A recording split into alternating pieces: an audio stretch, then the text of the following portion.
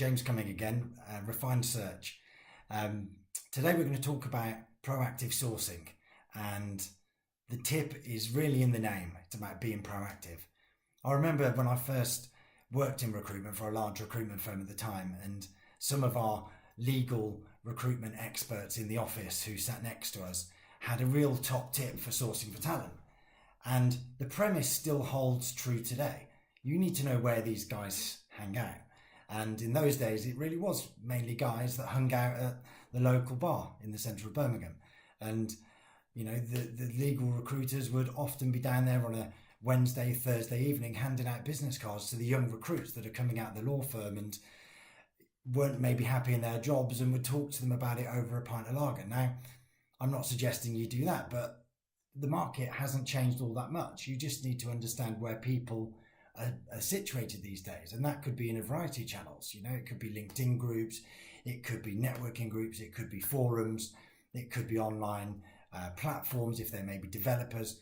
So the most important part of proactive search actually isn't necessarily on the approach, it's the understanding where these people might hang out. It's all well and good in professional services because most people will be on LinkedIn.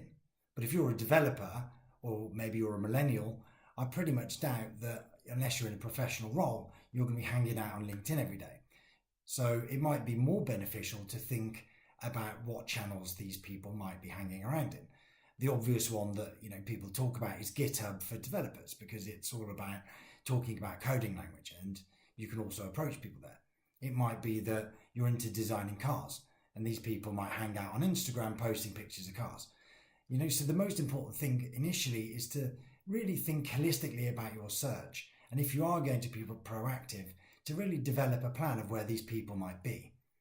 Once you've got your plan, then you really need to think about some of the psychology behind how you might approach these people. Because, you know, let's face it, if somebody's dropping you a private message on LinkedIn, it's all right, it's expected. But if somebody's dropping you a private message on Facebook, for example, it might not be quite received in the same way. So first of all, 2 top tips. 1, work out where people hang out. And 2, let's work out an appropriate method of trying to contact them.